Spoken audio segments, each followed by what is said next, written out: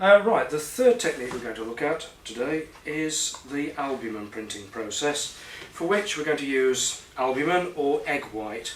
So the first part of this process all gets a bit Delia Smith. We're going to crack some eggs and separate out the whites, taking care not to contaminate them with the yolk. So what I'm going to do is crack the egg, separate out the yolk, tip the yolk into one container and put the white into another container. And I do each one individually.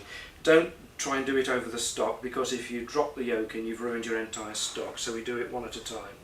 Here we go. I hope we don't mess this up. We did. Right, there we go. We've cracked the egg. So what I do, I now force the egg open like that, let the white run out like so, and then do that chef's trick of rocking the yolk backwards and forwards between the halves of the egg, and I've cracked the yolk. So that goes into there. That's that one finished. Okay, so then we've got the albumen from one egg. We need the albumen from 3 eggs. And here's the second one.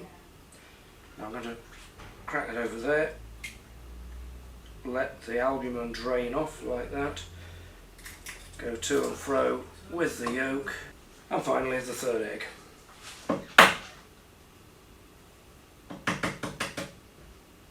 You can tell I'm not a chef. We've got the albumen from 3 eggs, tip all that away, and that can go away, or you can make some mayonnaise. Right, there we go, albumen from 3 eggs. That we can put aside. And now we're going to put some salt water into that. So we now take a solution of 10% salt. Again, it's photographic grade salt, it's not conventional table salt. For each egg, put 1 teaspoonful of salt solution in. 1, 2,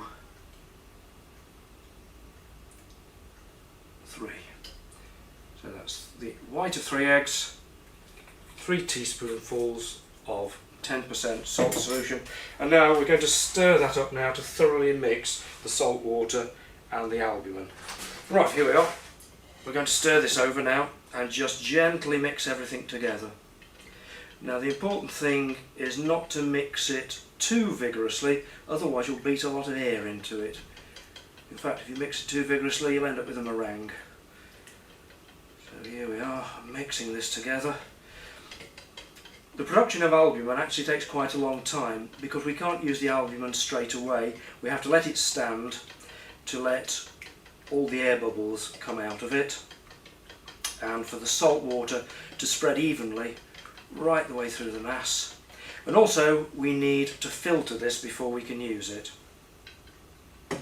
We need to strain out any odd bits of shell that might have got in, or any other stringy bits, because there are 2 parts to the albumen. There's a sort of thinner bit and the thicker bit. We want to try and get them evenly mixed together, but they never do mix completely. So what we do at the end of it is we strain the mixture through a jam or jelly strainer. And I'll show you the jam or jelly strainer. It's one of these things. You can buy them from any cook shop. It's just a simple bag made of nylon mesh, and what we're going to do is put that into a jug like so, drape that over the side, and then I'm going to take our mixed albumen and salt water, and we're going to strain it through that mesh bag. Okay, there we go. This might take a few minutes, but there we are. We lift that up like that, and you can see that the thinner part of the albumen drains through with the salt water quite quickly. The rest of it remains in the bag. So we're going to need to leave that to hang up for some time while it strains and gets rid of any bits that we don't need. Okay, here's a pot of albumen that I've seasoned. Remember, we mixed albumen, salt water, mixed them together and strained them, and then what I've done with this, I've kept it in the fridge. The beauty of it is once it's salted it'll actually keep in the fridge for, well, months actually. But what I'm going to do now is pour this out into a tray, and I'm going to use this to coat a sheet of paper. Now the coating technique for albumen again is a two-stage technique. There's the coating with albumen, then there's the sensitizing of the albumen. So the first thing we're going to do is to take this sheet of paper, and I'm going to drop it into the albumen face down, and then I'm going to drag it out over the edge of the dish to leave us with a nice smooth coating of albumen on the paper. Right, there we go, drop it in like so, just press it down very lightly onto the surface, so we've got a nice even coating.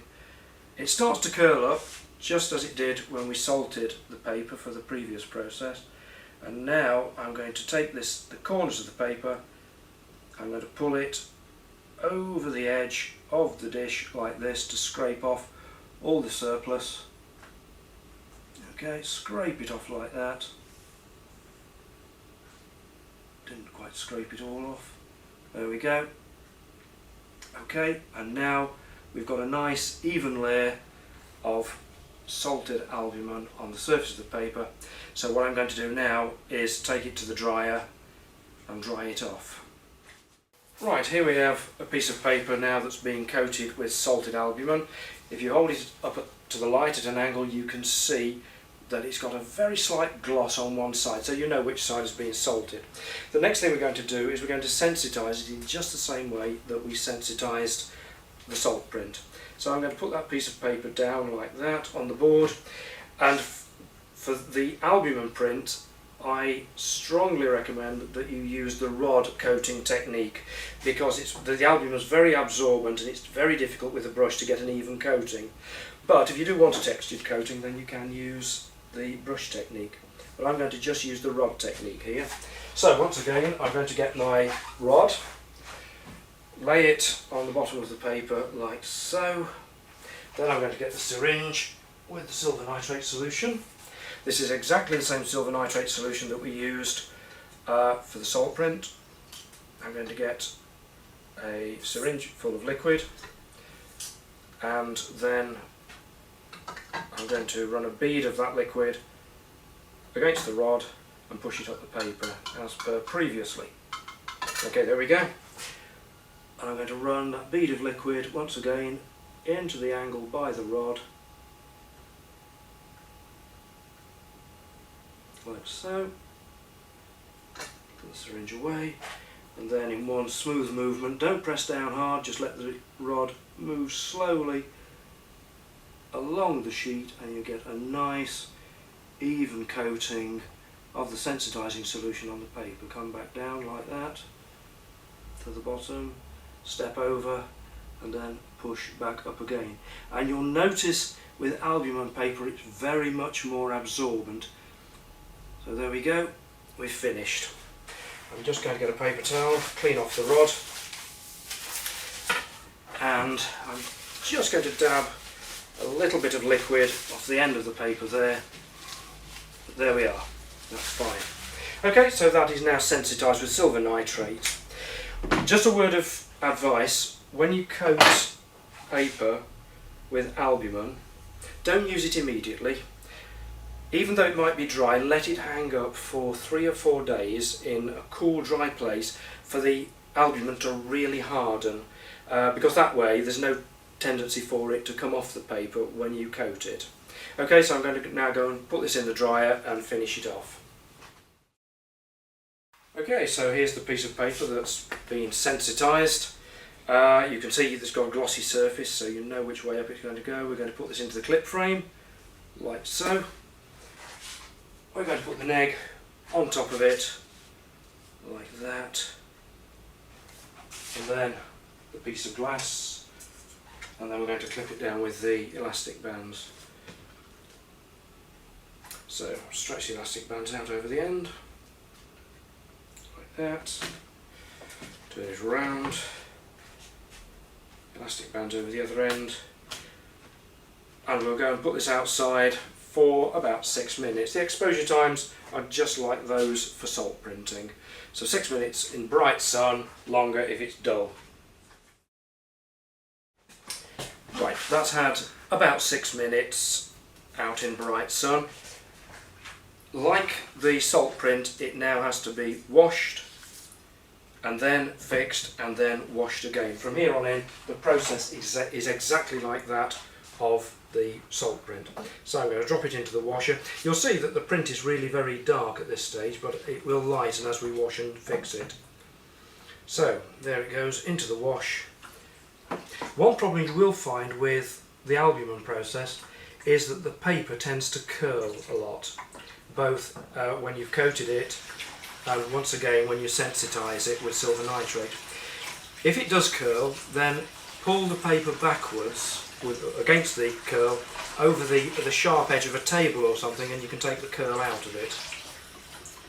Okay, so we'll start washing that. We're once again washing out all of the unreacted silver nitrate and sodium chloride that was in the albumen.